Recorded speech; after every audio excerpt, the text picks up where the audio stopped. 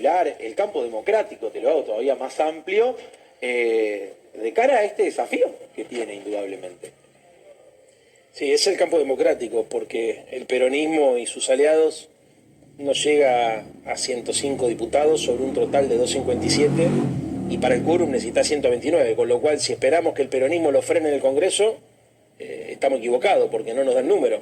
Somos la primera minoría, pero no logramos armar una mayoría.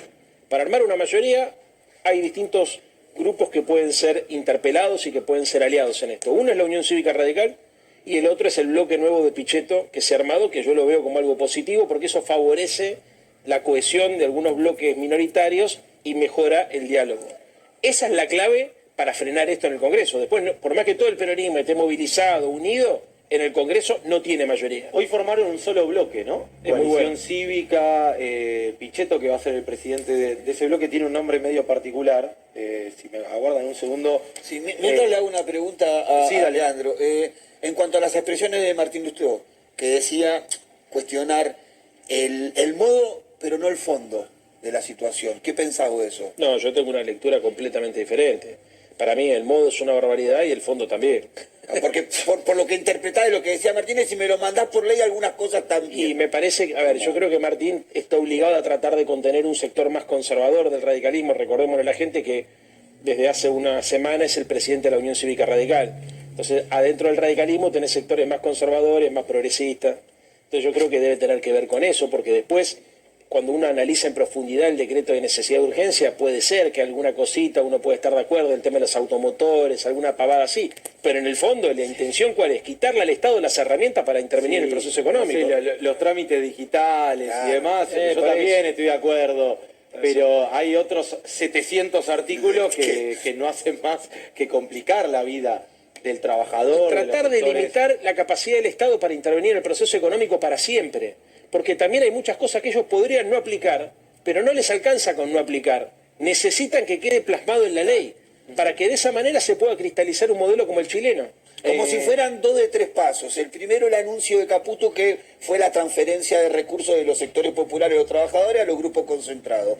El DNU, que intenta romper todas las herramientas para volver eso para atrás. Y creo que el último paso sería la dolarización para ponerle candado a la foto. Candado a la foto y queda así esta sociedad, con una sociedad dividida entre pobres y un poco de ricos. Exactamente. Juan, no te quiero complicar, le hablo a nuestro productor. ¿Te podré pedir lo último que publicó Milei en sus redes sociales hace minutos nada más? Porque me parece que habla mucho, ¿no?, de cómo se está tomando el presidente, bueno, los distintos reclamos, las protestas que hay de aquellos a los que literalmente se les complicó la vida. Ya la tenían bastante complicada, no me voy a hacer el distraído al respecto, por eso vuelvo a insistir en la necesidad de discutir cómo llegamos hasta acá, producto de los 2 últimos gobiernos. ¿Y cómo llegó Milei a la presidencia? Total, ¿y cuánto tiene para discutir el peronismo respecto a esto? Quienes gobernaron los últimos 4 años. Pero mirá, Javier Milei dice, todavía no la ven. Hace minutos esto, aquellos que salen a decir, che, si antes no llegaba a fin de mes, ahora no llego al 15 directamente. Che, me aumentan todos los alimentos, me aumentan las prepagas, me aumenta todo menos el salario. Bueno, resulta que no la ves. Y entiendo una imagen de Nick, para variar.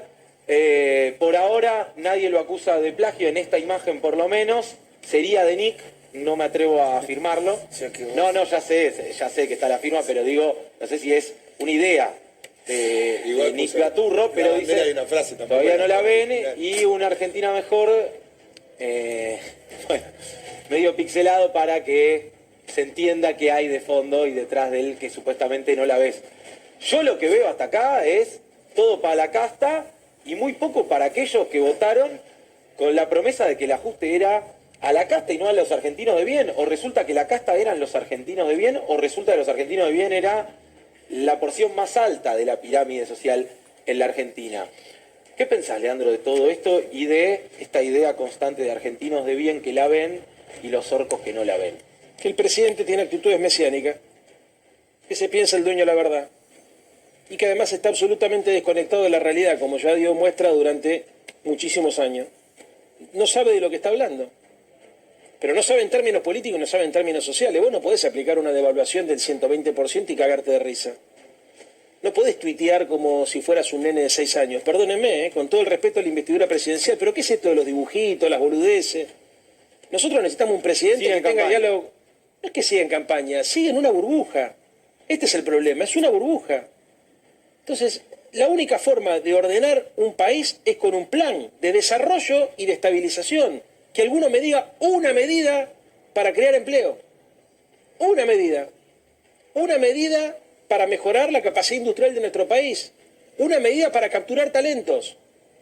Alguna medida vinculada a la ciencia y la tecnología. Al salario. Estos que son meritócratas. Son muy meritócratas ellos, ¿no? Algunos de ustedes y la gente que está en casa que me diga el nombre del secretario de Educación. ¿Alguien sabe el nombre del secretario de Educación? Es que se cagan en la educación, se cagan en la producción, se cagan en el empleo, se cagan en la gente. Están haciendo un ajuste neoliberal clásico. La diferencia con el de Macri, que en vez de devaluar el 60%, te devaluó el 120% y no puso ningún tipo de medida compensatoria. No tienen la menor idea de qué país quieren, lo único que creen es que el mercado va a resolver todo. Son fundamentalistas del mercado, dogmáticos económicos.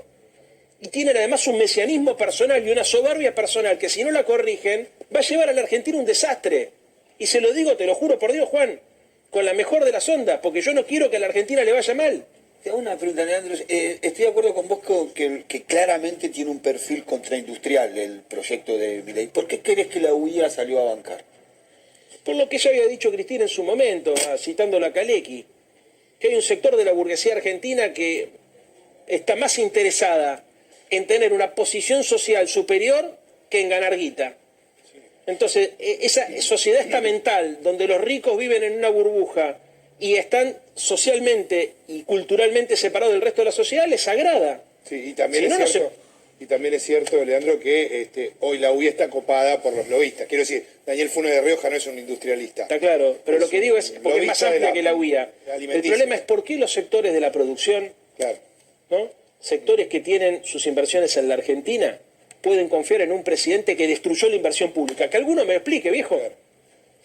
Que alguno me explique cómo se puede ser argentino, querer que a este país le vaya bien, invertir guita en este país y no pedirle al presidente de la República que revea su postura en relación a la inversión pública. ¿Cómo van a funcionar los caminos, los trenes? A ver, ¿qué se imaginan? ¿Que el mercado va a resolver todo?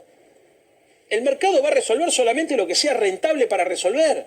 Lo que sea socialmente útil o estratégicamente útil en términos de largo plazo de la Argentina, olvídense.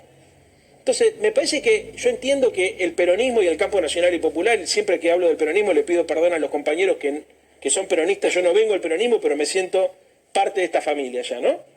Hay un montón de cosas para revisar. La pifiamos con el tema de la meritocracia, la pifiamos con el tema del Estado, tendríamos que haber reflexionado mucho mejor cómo vincularnos con la gente que produce, porque hubo una ruptura del peronismo con los sectores populares, así como hubo, lamentablemente hay que decirlo, porque esto está pasando en Estados Unidos también, una proletarización de la derecha.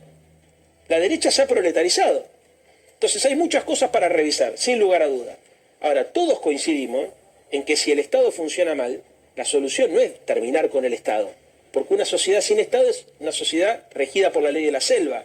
Todos coincidimos en que si efectivamente hay que pensar un sistema donde el esfuerzo sea valorado, lo peor que podemos hacer es desentender al Estado, porque si el Estado no participa, por ejemplo, invirtiendo en la educación, tu suerte y la suerte de la gente que está en casa mirando depende de la familia donde nacieron. ¿Se entiende? Entonces, cuando les digo, a ver, que alguno me diga cuál es el nombre del secretario de Educación, nadie sabe cuál es el nombre del secretario de Educación. ¿Cuál es el nombre del secretario de Ciencia y Tecnología? Nadie sabe. ¿De qué manera piensan estos tipos que la producción económica de la Argentina se va a poder insertar en el mercado mundial? ¿Vendiendo soja y minerales y energía nada más? ¿No piensan en industrializar, en agregar valor? Entonces, ¿sabés lo que va a pasar en la Argentina? Lo que pasó en 1890, que le quiero decir al radicalismo, que es la Argentina que dio origen a la Unión Cívica Radical enfrentando ese modelo. Porque la Unión Cívica Radical se enfrenta con los conservadores, de Julio Argentino Roca, por ejemplo. Y es increíble ver cómo muchos radicales dicen, no, el mejor gobierno de la historia, el gobierno de Julio Argentino Roca. No lo puedo creer. Que hay cosas para resaltar, obviamente, más allá de las barbaridades como la campaña del desierto, pero nosotros fuimos un partido político que creía que la sociedad, que el pueblo tenía derecho a autodeterminarse y que creía que entonces había que pensar la economía en función de todo el país y no solamente de una casta chiquitita así. Es insólito esto. Leandro, muchas gracias, no va a faltar oportunidad para que profundicemos, pero bueno, gracias que viniste a las corridas del Congreso para poder, más que con nosotros, comunicarte con nuestra audiencia. Breve tanda y